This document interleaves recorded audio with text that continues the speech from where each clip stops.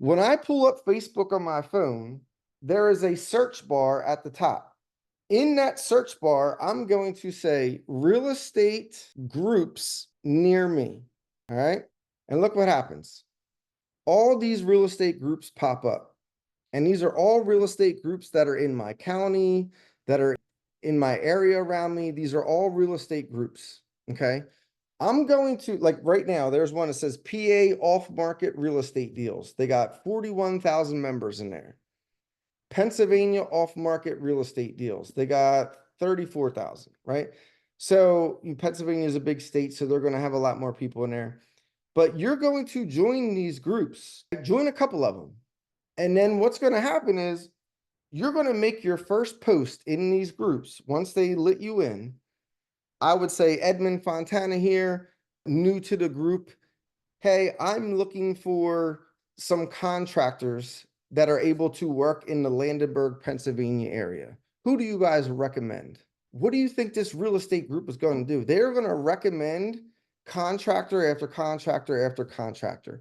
Now, are you going to have to call those people, try to vet them out, and try to get a good feeling of whether or not they're a good contractor or not? Absolutely. So you'll have to put the work in there to be able to do that, right? You're going to do that for every single person that you need on that team. Welcome to Real Estate to Freedom, the podcast that helps you create the active life you've always wanted through passive income investments. Now, here are your hosts, Dr. Nate and Becky Lambert. Get everything set up and ready to rock and roll so that you can kick some butt in real estate. I think our top thing is finding the deal is probably the most important piece of this. So important to find the deal, and Edmund's a master at showing off some cool software that you guys can use to find deals. So with that said, I'm going to turn things over to my trusty compadre, Mr. Edmund Fontana. Thank you, sir. Thank you, sir. So real estate, right? The hardest part of real estate is finding the deal. And when I first got started, there were so many different ways that I always heard about, like, how a person can find a deal, door knocking, that, the other. So I'm using very little of my time. I would say when things are going really good and I got multiple flips going on, I'm probably spending maybe 10 hours a week, right? And it's because I'm managing my team. And this is how we want to teach you, is to have the time freedom available to you so you can live the life that you want to live, okay? I'm also going to show you some software tonight that you guys, I think it's, if I remember correctly, it's like $125 a month. It used to come with the package back in the day, but then they stopped doing that. So I think it's like $125 a month, but it is very well worth it. Not something you have to do, but the software will help you find distressed properties in your area. So the first person you're going to want on your team is a real estate agent. And when I say real estate agent, I want you to think of an investor-friendly real estate agent. And I'm going to show you how to find all these people here in a minute, but just write them down. So an investor-friendly real estate agent. And when I say investor-friendly, I mean a real estate agent that is willing to work with an investor. There are a lot of real estate agents out there that don't want to work with investors because, one, they don't want to look for distressed properties, right? But mainly they kind of look at us as competition. Therefore, they don't really want to help us get into the game, so to speak, okay? So an investor-friendly real estate agent, that's one. A tax accountant, that's two. And when I say tax accountant, I don't mean just any tax accountant. I don't mean H&R Block, that sort of thing. I want you guys, when you start interviewing tax accountants, to find tax accountants that actually are involved in real estate themselves and or operate businesses themselves, because those tax accountants know how to read tax law, how to walk that fine line to get you the deductions that you need, okay? But I want to be clear about taxes. Obviously not a tax accountant myself. However, everybody loves their tax accountant until they need a loan. When you are working with a tax accountant, and if you think you're going to need loans in the future, you do not want to write off absolutely everything and make it look like you don't have any income coming in, okay? Because then you're not going to be eligible for a loan. So it's kind of a double-edged sword there. If you know you're going to be in an active year and you're going to be getting investment properties under your belt, maybe rentals, that sort of thing, then you definitely don't want to, you definitely you don't want to write off everything. So you want to communicate with your tax accountant and or tax specialist, okay, what your game plan is going to be for the year. So for example, I meet with my tax accountant once a year. And this past year, I knew I wasn't going to be picking up flips or a ton of rental properties, right? For personal reasons. So I told my tax accountant, rate as much as you need to off this year, make it look like I make the least amount of money possible. Okay. So my tax accountant handled that for me. Okay. But guess what? During that process, just a couple weeks ago, I found a house that I really liked. And guess what? I want to go talk to my loan officer. Loan officer was like, you don't really qualify because this past year I wrote a lot off. Okay.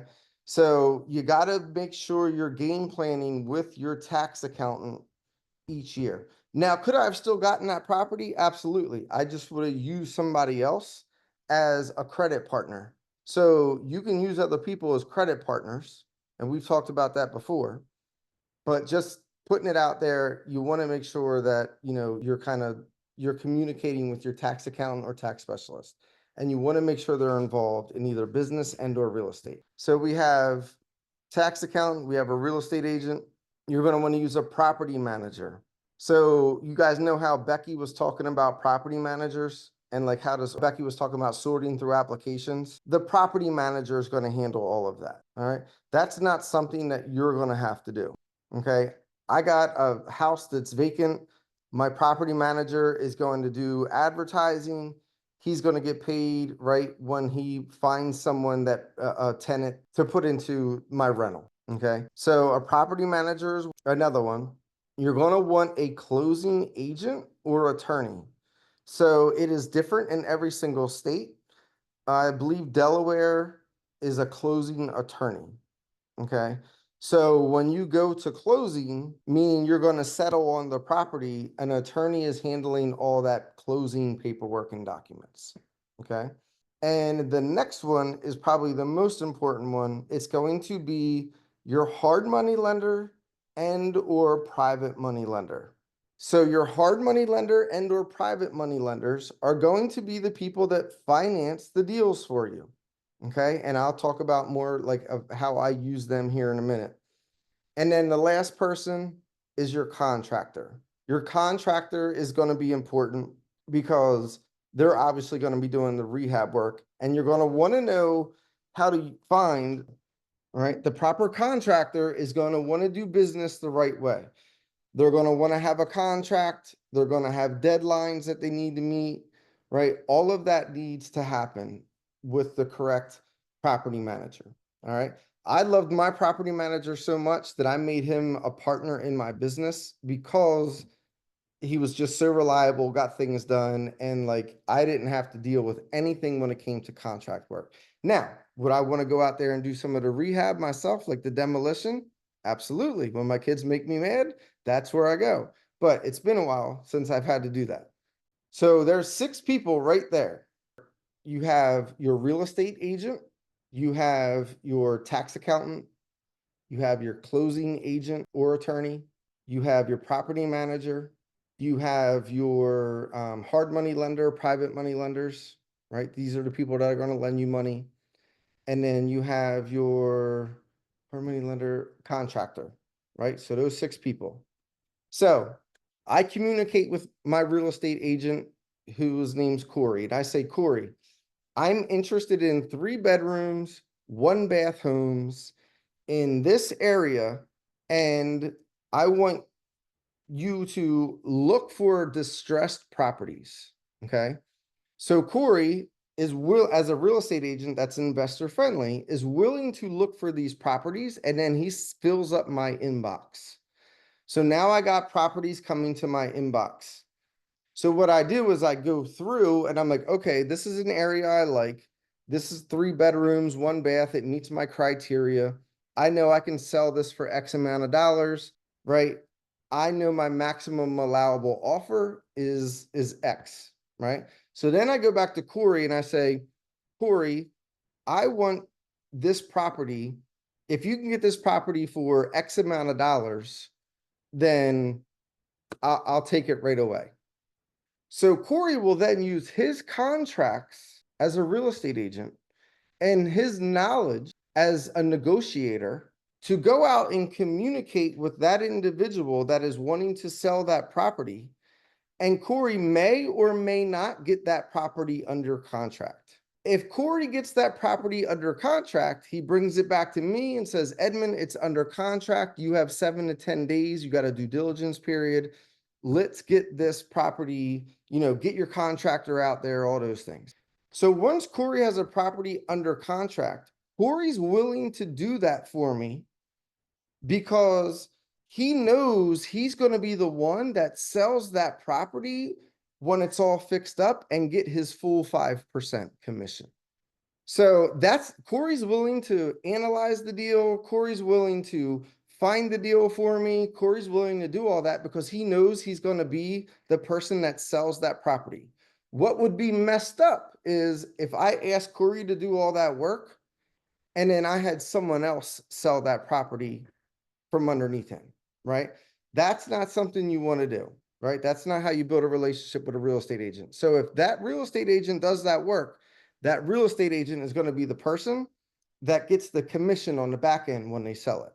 So the next part is Corey brings it back to me and then I say, all right, this is a property. Then I go to Joe, who is my contractor. And I say, Joe, can you go to this house and give me an estimate, worst case scenario, on what it's going to take to fix this property up? Joe is willing, my contractor is willing to go out there and do that for me because he knows he's going to get the bid for the contract, right? So Joe goes out there, comes back and says, Edmund, it's a 1,500 square foot home. It's going to be about $60,000 to rehab this entire home. So then I go back to Corey and I say, all right, it's going to be about $60,000. Are the numbers still making sense? Corey's either going to say, yes, they still make sense. Let's move forward, or no. And if it's no, Corey will go back and renegotiate using my contractor's estimate and renegotiate with the individual trying to sell the home. And most likely he's going to get them down, okay, to make the deal happen because that person's already kind of committed. So with that being said, Corey comes back and says, yep, Edmund, this works. These numbers are still good. Now the next step is I have to find the money. 2 ways to find the money. Actually, a couple ways to find the money. One, a lot of you are from Replace Your Mortgage, okay? If you have the equity available to you, you can utilize that equity to make this deal happen. I've done that multiple times with my own money, especially in the beginning, utilizing my home equity line of credit to purchase this investment property, get it fixed up, and then sell it, make a profit, take that money that I used and the profit and put it back into my HELOC. You can absolutely do that. If you don't have the money to utilize, you go to what we call a hard money lender. Now, a hard money lender is these people are not the banks, okay? It is going to be pretty difficult, probably impossible to get a bank to lend you money on an investment property that's not habitable, meaning you can't live in it, okay? So then what happens is I call my hard money lender and then the hard money lender says, Edmund, I will give you 80% of the purchase price and the rehab, but you got to come up with the other 20%. Now, why would a real estate agent do, or why would a hard money lender do that?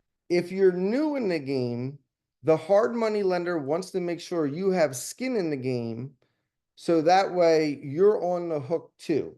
So you would be responsible for trying to find like the other 20%.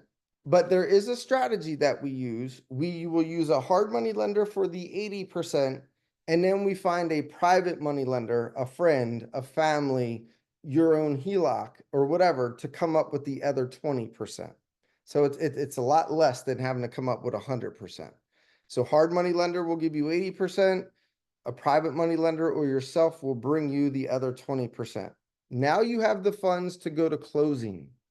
So you secure that money, right, through the legal process of the hard money lender. The hard money lender is going to be put on the title. The private money lender is going to be put on the title, right? These people are going to want to protect their money by being put on the asset. So that is going to be how you use the private money lenders and hard money lenders, all right?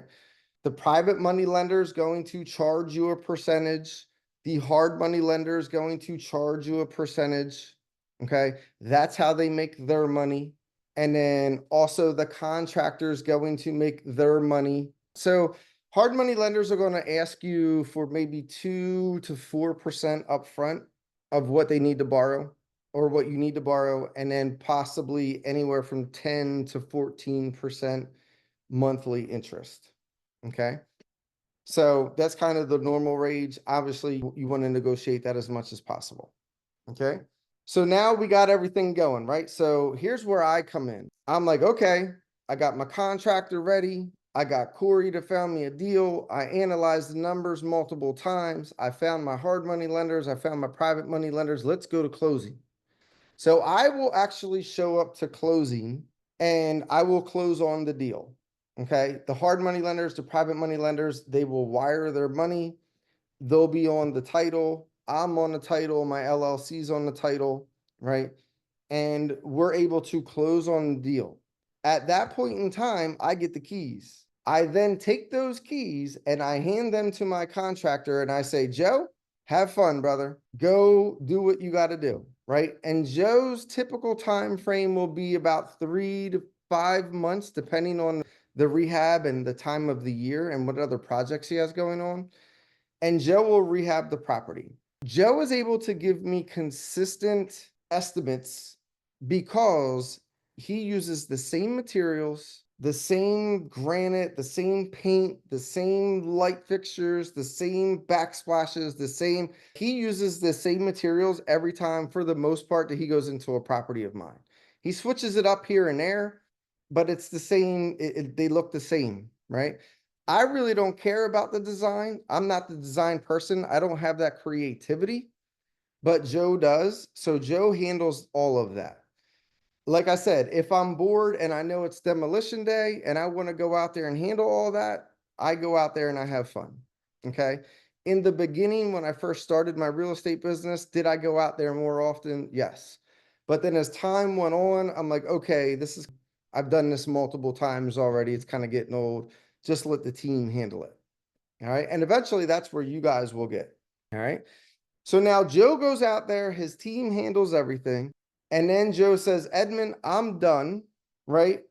Just so you know, I usually give the contractor 50% of the money up front, and then the other 50% when the house sells. This is important, especially if you're working through new contractors. I will not give the contractor their money, their last 50%, until the house sells. And here's why. Contractors, when they're done, will say, all right, the house is done. Let me get my last 50%. If you give it to them and they run off, then you go to closing.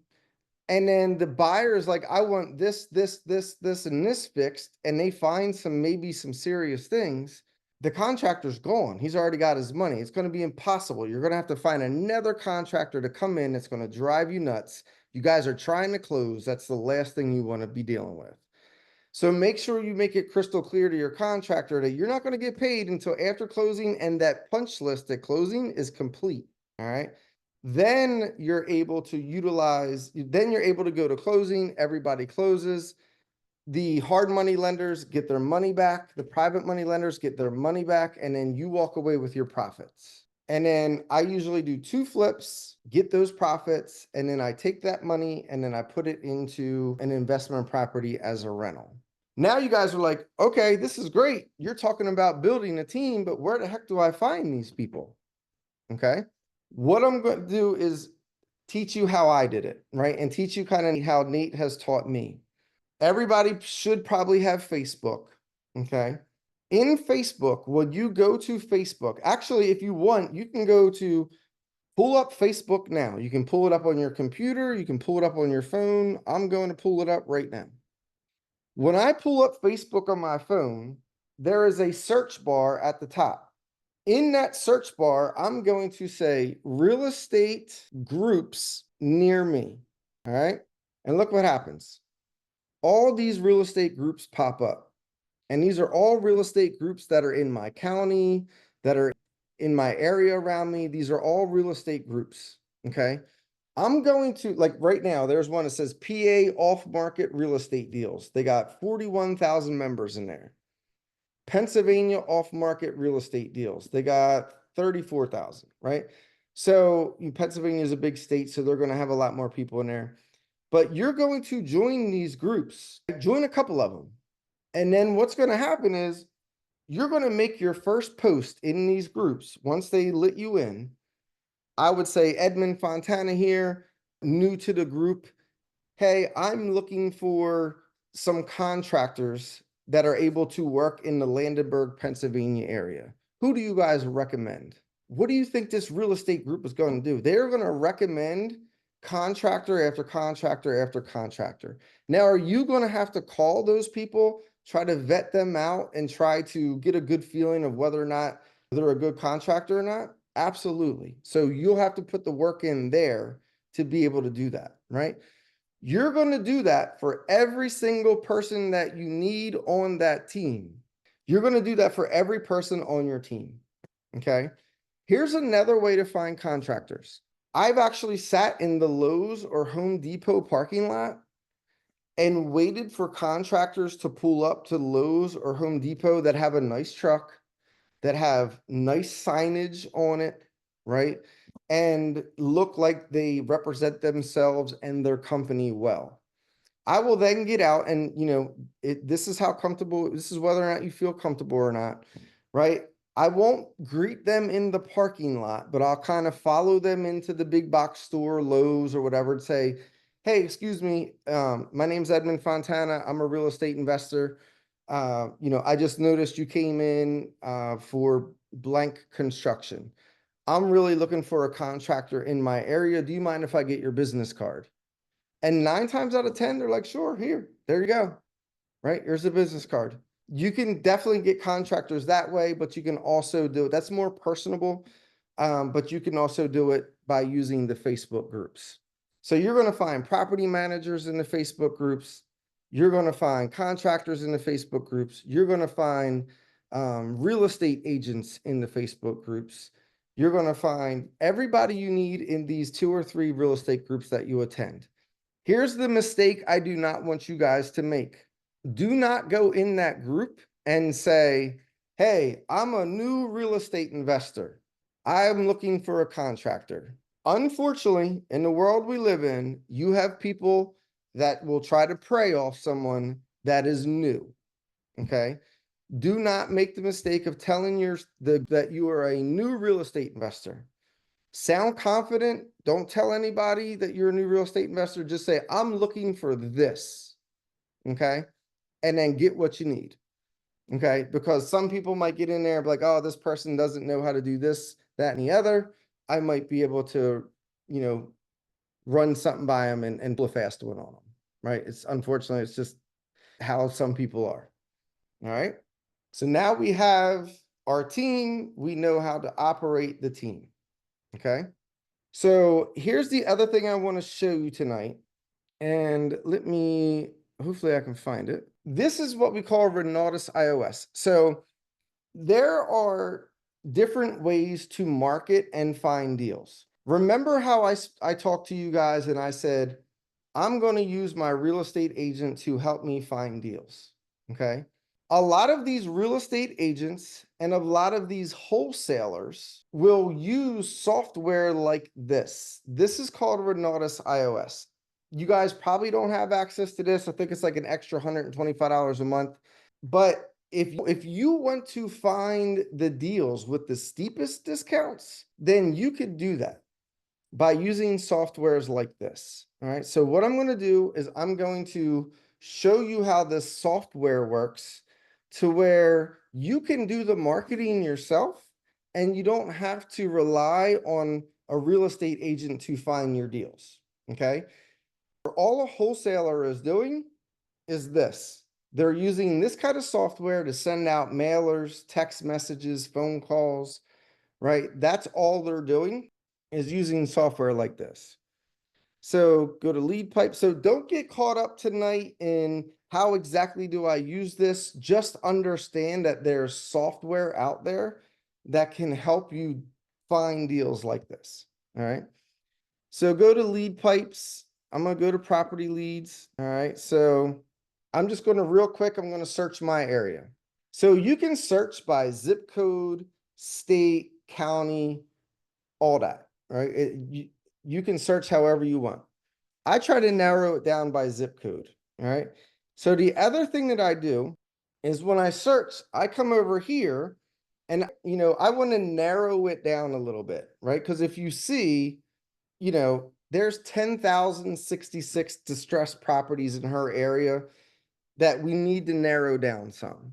Okay. So the ones that I use, and you can write these down if you have access to Renatus iOS, or if you use, I think it's called RealFlow, Lead Sherpa, like there's different ones out there. I always look for absentee owners. And if you're like, well, what in the heck's an absentee owner?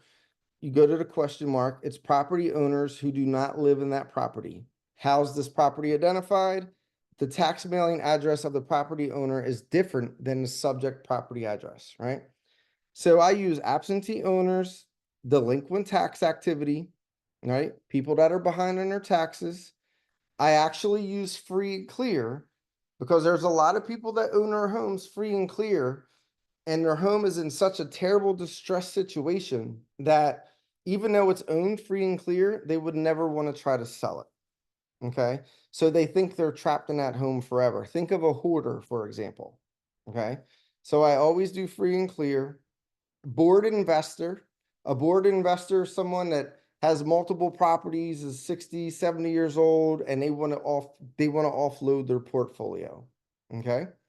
These two are my favorite: potentially inherited and pre-foreclosures. I like those the most because there's a sense of urgency to sell those.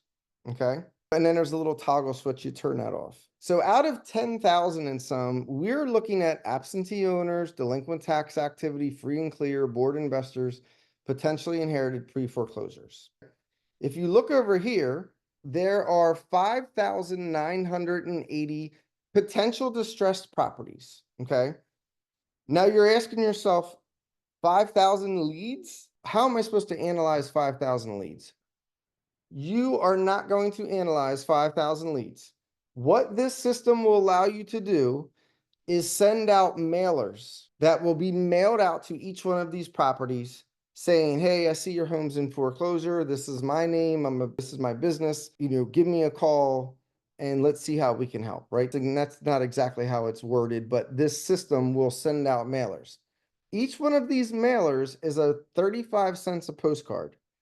So you are going to want to put a marketing budget together if you want to do the mailers, okay? You don't need to go through and analyze all this, right? Let's just click on one of them. Why this is so important is because it gives you the owner's name and the owner's mailing address, which is nice. That's what you want, okay? So let's say you have enough and you select all. You select all 6,000, okay? Let's just do the math on that. So 35 cents, 0.35 times 6,000. That's a marketing budget of $2,100 that month. But you're going to send out 6,000 mailers that will go out to people. Out of the 6,000 people, you will get a 2 to 3% response rate. So let's say we got 6,000 people, 6,000 times 0.02. That's 100 out of 6,000 people, 120 people are going to reach out to you. Okay. But it's just a numbers game. That's just the way it works. Okay. You will have about 120 people out of that 6,000 that reach out to you. And out of that 120, not every one of them are going to be a good deal. Not every one of them are going to want to sell to you. Right. So there might be some of those people that call you and be like, how did you get my information? And are rude on the phone. Okay. But what you want is that those couple individuals that are like, I am interested in selling my home. How can you help me? I go to foreclosure in the next 3 months. Okay. I've already gotten my notices. I'm behind, right? That sort of thing. Okay. If you want a higher response rate, and I wouldn't recommend this if you're new, but if you want a higher response rate, right, you can go and you can do skip tracing, where it's 10 cents per unit, 10 cents per lead, but they will find you phone numbers and you can actually text message people, which gets you about a 35% response rate.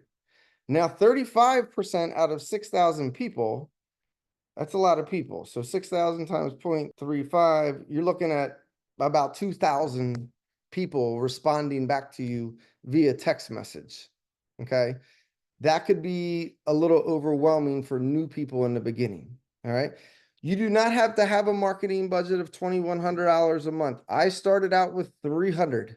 And then as I started to get deals under my belt, I took more and more money, put it towards my marketing, and then I started sending more and more mailers out. I want you guys to understand, a wholesaler, all a wholesaler does, and a wholesaler is a person that can find you leads. All a wholesaler does is this right here on a mass scale. They're probably spending $10,000 a month in advertising costs, right? In marketing. So you can utilize this type of system to find deals, right? Renatus iOS is one of them. I'm trying to Real Flow, I think, is another one. Lead Sherpa is another one. Prop Stream is another one. Okay. These are all database companies that do essentially the same thing. You can utilize them to get deals. Now, you're asking yourself, why would I want to do this versus having a real estate agent do this? And the reason why is, if you cut the real estate agent out of this part, you're obviously going to make more money. Okay. I started the hard way and I started using this. But then when I realized my real estate agent was using the same software, I was like, Corey, I got that software. Yeah. He was like, I use it to find my deals. And I'm like, well, what if I just worked with you and you do all of this and I don't have to come up with a marketing budget? You do all the marketing. You mark it up a little bit, make money on it on the front end, and then you'll make money on the back end, right? That is why that's why I liked using a real estate agent better, all right, in utilizing this process. This explains the mailers that you get. I did this one time and I found out that one of my neighbors that I'm close friends with was getting ready to go through foreclosure and I had no idea. And I was able to help them stop the foreclosure process. So there's, it's crazy how the software works. Everything is data nowadays. Okay. It's public record. If you're behind on tax bills, that's public record. If you're going through a divorce, that's public record. So there's just companies out there that collect all this data and then sell the data essentially for 35 cents, right? It's genius. However, it just kind of is what it is in the information age. Here's another golden nugget you guys can take. So when you find a property manager that's on your team, guess what? You go to that property manager and you utilize them as a lead source. You're going to have property managers that are out there that are managing 100 and some properties, right? Some even more. They are very familiar with their customer, their client, but you can go to your property manager and say, let's just use me as an example. Okay. I go to my property manager and I say, hey, Kevin, if any of your tenant or if any of your clients that you're dealing with out there want to sell their portfolio or don't want their investment property anymore, let me know first and I'll give you a finder's fee. And I'll make sure you still manage that property. So whenever my property manager's out there and he's dealing with his customers and their customers like, I got this tenant who's a pain in the butt. I don't really want to deal with this anymore. I'm X amount of years old. But yeah, you're going to utilize the property manager to be able to help you find deals, right? So now there's software out there that you can utilize. You can utilize your property manager and you can utilize an investor-friendly real estate agent.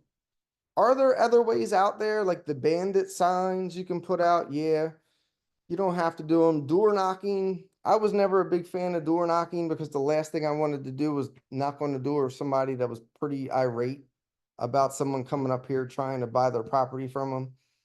So I liked the online mailers. And then when I wanted more responses, I used the text messages and the cold calling.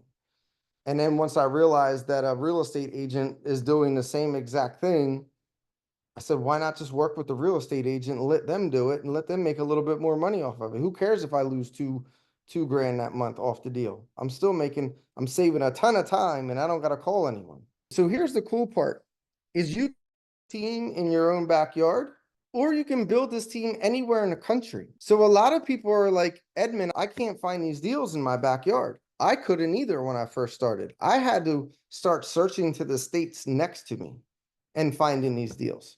Then I realized Delaware was a good spot, so I started investing in Delaware. I live in Pennsylvania, right?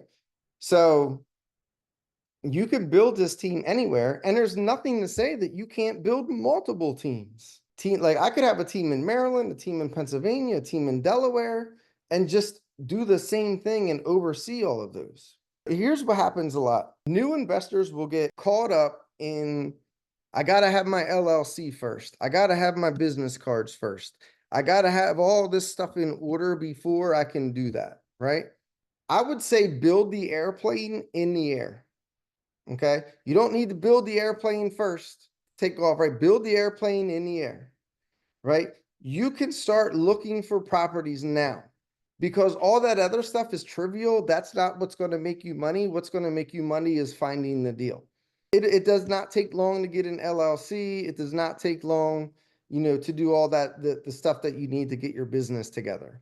All right. You'll have plenty of time to do that. Get out there, start hustling and try to find these deals.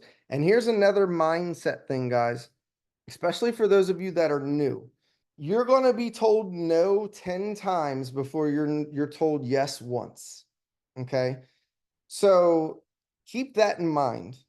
When I first started this, and I got told no all the time. No, I'm not accepting that offer. My offer was declined. It was very discouraging. I was like, you know what? I don't want to do this anymore. This is impossible, that sort of thing. But then I realized how this worked and I just kept going at it. And I just realized it was a numbers game. You will eventually go for no. Exactly, right? So you will eventually get one of these deals under your belt. So just keep pushing, keep moving forward. If you're trying flips and it's not working, switch up your strategy, try to get a rental property, right? Just try to get that first investment under your belt. I guarantee you, once you get that first transaction under your belt, you're going to feel much better about this and you'll realize like, okay, this is doable. All right. So just keep that in the back of your mind, especially for those of you that are new. Thanks for listening to Real Estate to Freedom with Dr. Nate and Becky Lambert. If you enjoyed the show, please rate and review on Apple Podcasts or wherever you get your podcasts.